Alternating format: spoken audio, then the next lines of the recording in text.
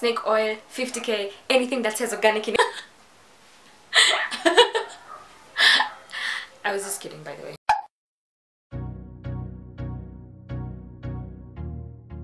So you want to start your natural hair journey, but you don't know where to start, you don't know what you need, you don't know what to buy. The basic things that you need to know about natural hair is, well, about any type of hair, is your hair needs to be clean, it needs to be treated, and the moisture needs to be sealed. It's not that complicated. Also, I want to break that misconception that taking care of natural hair is expensive, because it's really not.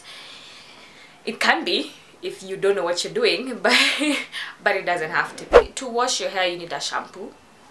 So the first thing in the starter kit obviously is a shampoo to make sure your hair is clean. And the second thing to do with your hair is to treat. So you need conditioners. Conditioners treat your hair. So there's 3 types of conditioners.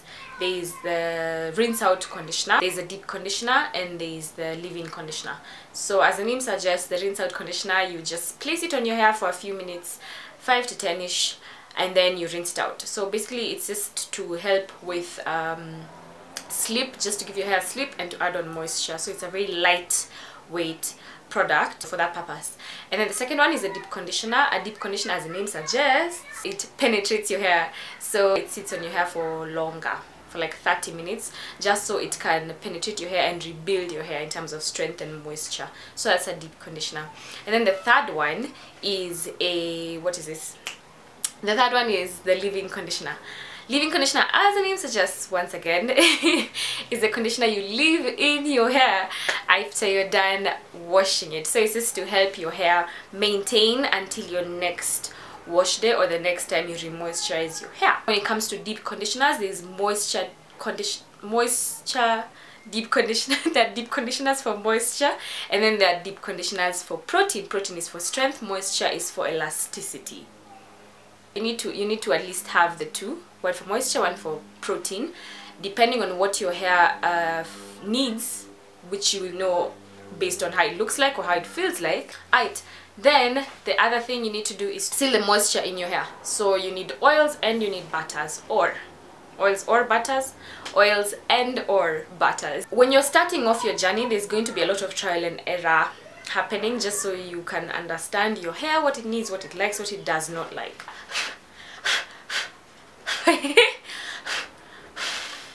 Okay, so when it comes to tools, the first thing I think you might need is a comb. For our natural hair, which is very kinky and coily, it's best to use a wide tooth comb and your fingers, obviously. So finger detangling and using a wide tooth comb. When you're getting a wide tooth comb, make sure the teeth are as smooth as possible, because those two pointy melted plastic ends are the ones that rip out your hair as you're combing your hair. Another tool is a hair pick. Inaitwa nini?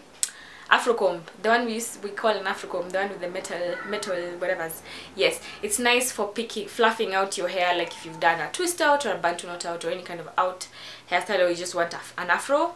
It's nice for picking up your roots and fluffing out your hair. Another tool you might want to get is a spray bottle. Of course. Okay.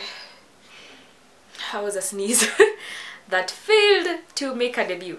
Anyway, you might need to re-moisturize your hair during in between wash days. A spray bottle makes that easier, makes the re-moisturizing process easier. Then the other category is accessories. The first thing you'd obviously need if you have natural hair is bobby pins. Bobby pins are nice for like styling updos and the likes, just to make sure your hair behaves, because our hair defies gravity, so sometimes you want to control it a bit. So bobby pins. The other thing is hair ties. When you're buying hair ties or hair bands, just make sure it doesn't have that metal clip attaching them. Make sure it's those seamless ones, because that metal clip sometimes grabs on your hair and yanks out strands. A shower cap or a plastic cap, especially if you're planning to be doing your hair at home, where you most likely don't have a steamer to use when you're deep conditioning. It would be nice to have a plastic cap or a shower cap just as you're deep conditioning, just to make sure the body heat from your scalp is trapped in there to help with the deep conditioning process. Satin or silk, satin? I think satin is easier to get. A satin scarf for wrapping up your hair before you go to sleep, or a satin pillowcase to sleep on to protect your hair at night. I don't spend wow, I don't spend more than 1,000 on a tool, and I don't spend more than 2,000 on a product, because really it just no. If I'm looking for a product, or there's a product I want to try and I look at the price tag and it's more than 2,000, I most likely will not buy it, but I'll definitely look at the ingredients and then look through if I can find another product that has similar ingredients, because it will most likely perform the same way. And chances are you'll get a product that's cheaper but does the same thing and has the same ingredients in it. Trust me, you're gonna have to do research if you want to save some money, because some products are expensive, and shockingly expensive at that. But there are alternatives, cheaper alternatives that do the same thing and have the same ingredients. So don't worry when you're going to buy products. Take your time, stand on that shelf, read those ingredients, compare and contrast, and then buy.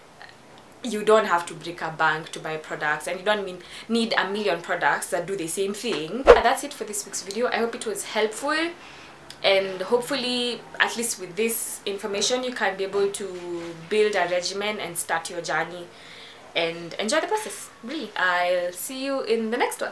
Oh, remember to subscribe if you haven't, and also turn on the post notifications by clicking on that bell just next to the subscribe button, so that whenever I post a new video you get a notification on your phone or on your whatever it is you watch YouTube on. I'll see you guys in the next one. Thanks so much for watching.